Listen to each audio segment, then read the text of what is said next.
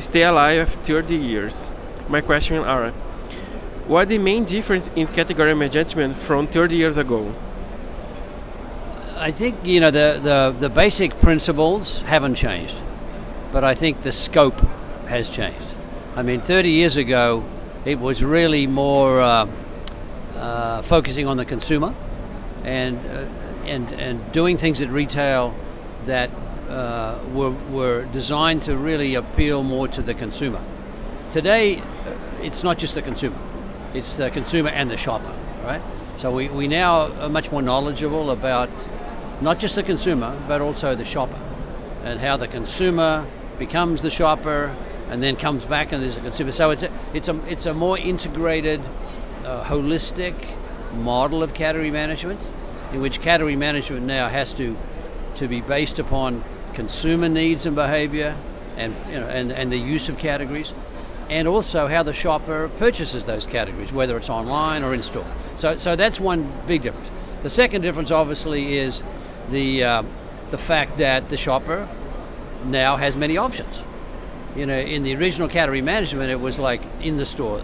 Shoppers went to the store, they bought their products, they went home, they consumed the products, and then they went back and shopped again, right?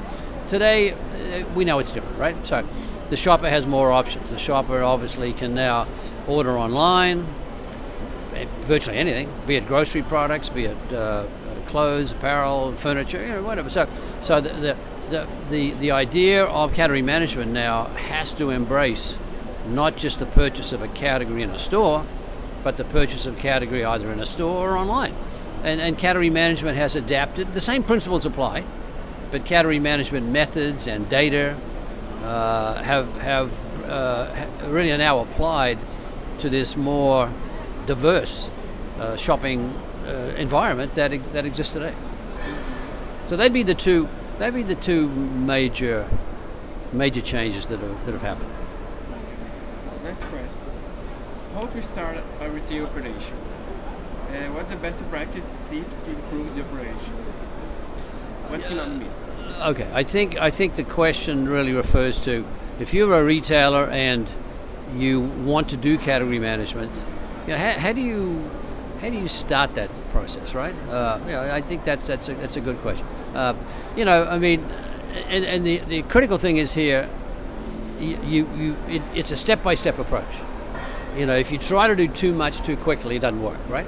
So the whole idea is you always start with one category. Learn the principles. Well, firstly, you need to do a little bit of training. You need to educate people what category management is, so there's no misunderstanding, okay? And then you start in a pilot mode.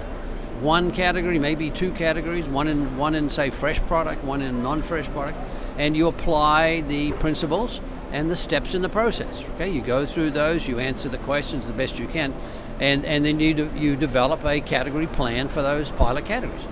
You then implement that in a store, typically a pilot store. You measure the results, and that pilot store results become the way that you then expand to more category management work within the retail operation.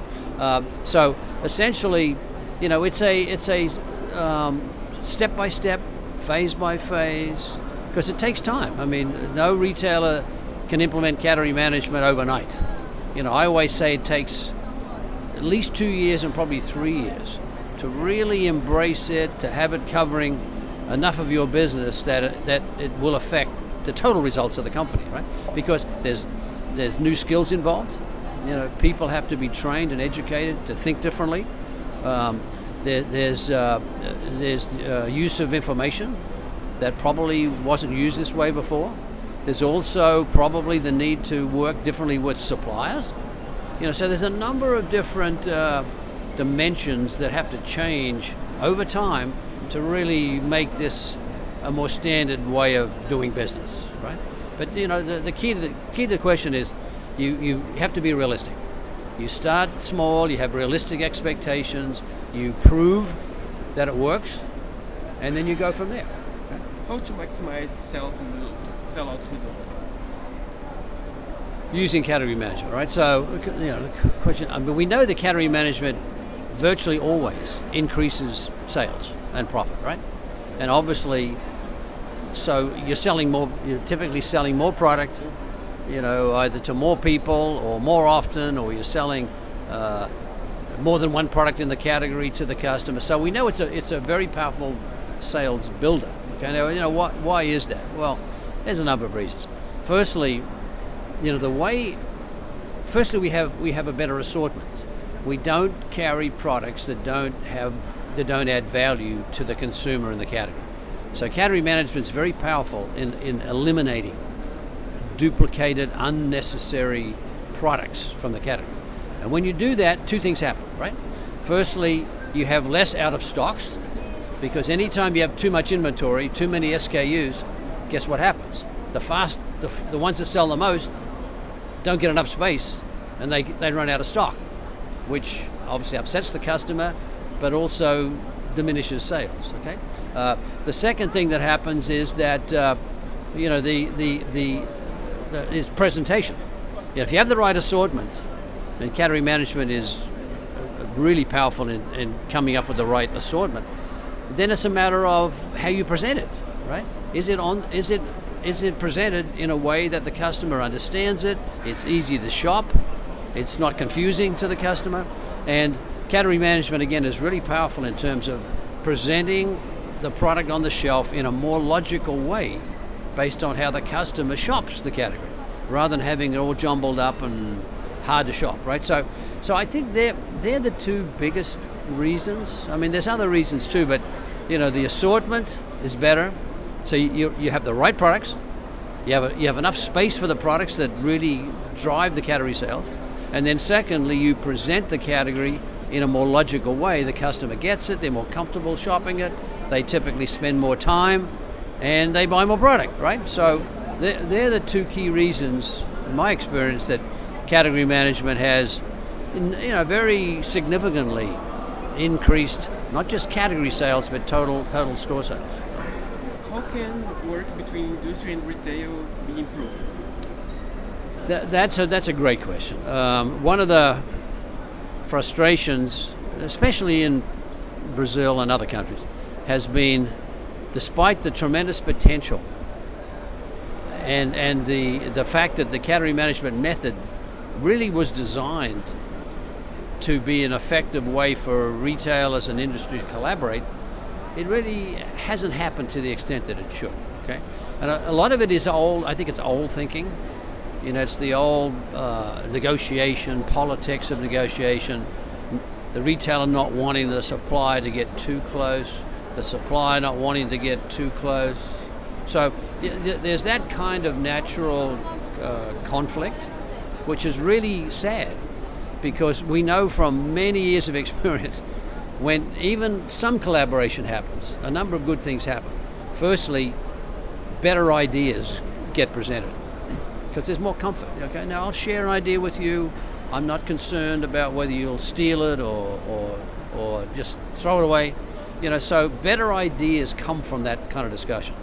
There's more comfort to do that. Secondly, we know that when collaboration happens, sales are higher. Sales and profits are higher for both parties. We know that. Okay, there was a study just recently done in the US to say that a minimum of 5% more sales happens in those environments where collaboration is more effective, right? So we know that there's all kinds of good reasons why collaboration should happen. Now, having said that, I think there's some reasons why collaboration hasn't been effective in some places, and a lot of it depends on what value is being brought in that collaboration. Because let's face it, the base of collaboration is sharing knowledge, right?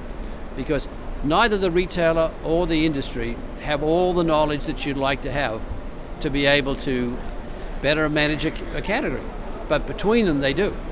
So the question is, what holds back that sharing? And then secondly, what information is going to have value? And I personally believe a lot of times the information that industry brings to the retailer is not that either relevant or not that impactful, right? So the industry have to really think, what is the retailer really trying to do in their business? What are their strategies? Who's their target shoppers? Where's their biggest opportunities? And then the manufacturer tries as best they can to bring insights to help the retailer better achieve new objectives, right? Rather than just simply the same old stuff. The same old consumer trends. So everybody knows that. But if the retailer has a certain target shopper, and that target shopper has certain needs, and the retailer doesn't understand those or is missing opportunities, and the manufacturer can show, you know what, our brands can really help you do a better job with those target shoppers. That's the kind of information that's valuable. And when that gets presented over time, that's how the relationship improves and gets more productive.